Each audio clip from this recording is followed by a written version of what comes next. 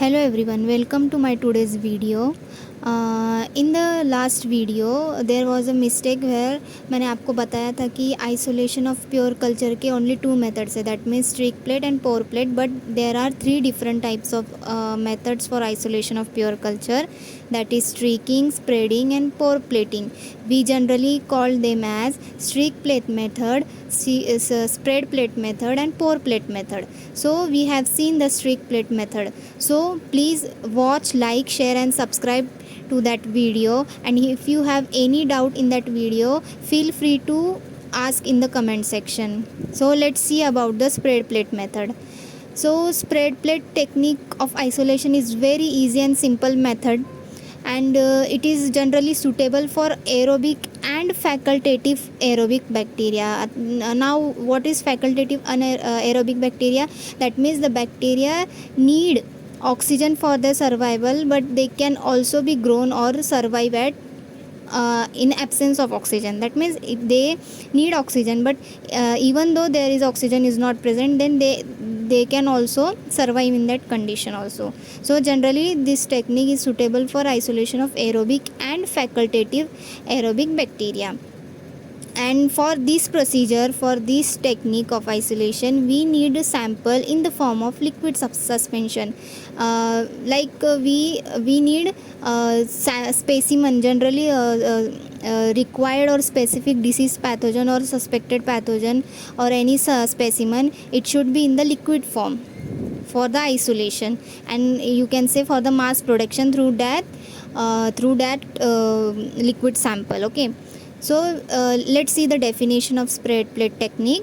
Generally the technique used for the isolation and counting of viable microorganisms present in a liquid sample by spreading a certain volume of a sample over an appropriate solidified media. You can say solidified media, nothing but agar medium. We have seen in previous video.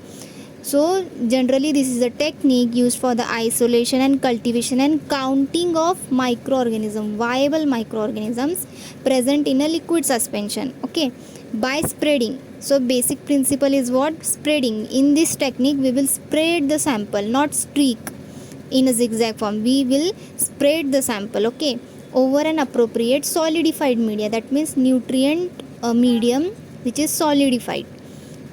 Now it is used for propagating the old culture and mass production of them. That means you have some sort of old culture in your laboratory, you have to propagate them, you have to produce in a larger quantity. That means in a mass production we use spread plate technique. This is the flow diagram of spread plate technique. Here you will see in a petri dish, in a glass petri dish, there is a nutrient solid medium, agar medium, where we will put a sample, specific quantity of a sample, generally 1 ml is used.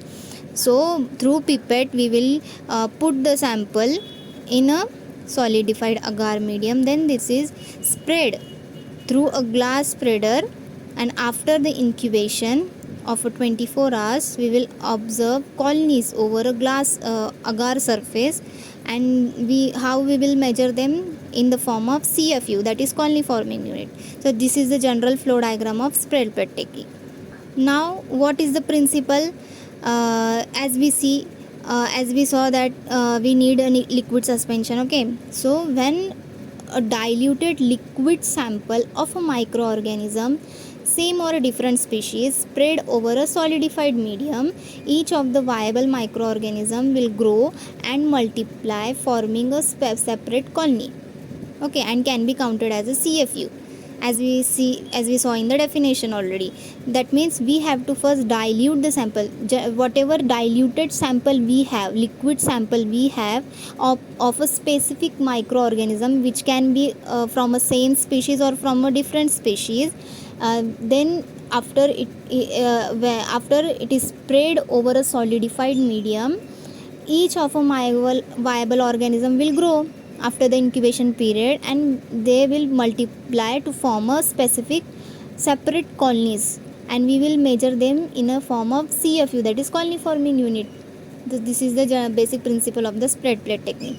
So what we need during the procedure or experiment, you will need first liquid sample must be serially diluted. We will see how serial dilution is carried out, and generally you have to understand or you have to learn that for spread plate technique and pour plate technique you need serial dilution method. Okay, we cannot use a direct colony or a direct sample for the spreading. We should serially dilute it in a specific nutrient broth or liquid solvent or nutrient medium, you can say. Then pre-solidified suitable solid culture media plates, that means agar plates you will need. Then test tubes, sterile distilled media. Test tubes we need for serial dilution. Then sterile distilled media or liquid broth for serial dilution. Okay, you can use nutrient broth. Okay, then micro pipettes, generally 0.1 ml or 1 ml capacity of the micro pipettes are used. Then J or L shaped spreader, glass spreader you will need for the spreading of the inoculum or liquid suspension. Then ethanol for sterilization or for the flaming of the glass spreader you will need. Then Bunsen burner, etc., and laboratory equipments you will need for this procedure. Now let's see the serial dilution. How serial dilution is carried out. Dilution means what? Generally you can define it as removing or reducing the load of anything from the first used specimen or first used sample. Okay, so we have original specimen here in a large amount of nutrient broth or any nutrient medium. From that you will use 1 ml of the sample in a micro pipette. Then it will transferred into the test tube containing 9 ml of broth, that is nutrient broth. Okay, from this 1 ml is taken out and inserted or inoculated in the 9 ml. That means it is first time diluted, so you can write it as 1:10. That means it is diluted as 10 raised to 1. Okay, this is the dilution factor, you can say. So first time it is diluted. Then from this, now it gets in 9 ml plus 1 ml, it gets 10 ml. Okay, so 10 raised to 1. Then from this you will take 1 ml and again transfer into the 9 ml broth. Then it will become 1:100 because second time diluted. Okay, so 10 raised to 2. Understand? Then third time again this will become 1 plus 9, 10. But second time, that's that's why 1:100. Then again third time, from this 10 ml nutrient broth you will take 1 ml of the broth containing the specimen into the third tube, so it will become 1:1000. So it will become 10 raised to 3. Again from this you will take 1 ml and at the fourth time you will do the dilution, so it will become 1:10,000. That means 10 raised to 4 dilution. Okay, so you can do it up to 10 raised to 9 dilution factor. Okay, you can do up to 10 raised to 9 dilution factor depending upon the load of the microbial culture. If you have the high load of microbial culture, then you will need lots of dilution. If you have a little bit amount of microbial load in a nutrient board, then you can do dilution up to 10 raised to 5. Okay, and then after the plating, after dilution of this, you have to plate. From this you have to check what is the microbial load. So from the first tube you will take 0.1 ml or 1 ml sample and then it will be spreaded on the plate. Then after the incubation you will get the lawn of the microbial flora. Okay, that means it indicates the high flora or high load of the microorganism. From the second tube similarly you will take 1 ml of the sample, it will be spreaded through the glass spreader. After that you will see little bit amount of microbial load is reduced. Similarly you have to you have diluted the sample, so you will plate the sample similarly. And at the last, from the last tube, what you will see, you will see the discrete or discriminate separate colonies over the nutrient plate, and you will measure them as a colony forming unit. Okay, so this is the way of serial dilution. Before performing the spread plate technique, you have to serially dilute your sample which you have to spread, or which you have to mass produce, okay, or which you have to propagate. So serial dilution is carried out in this way, and microbial load is reduced in this the way.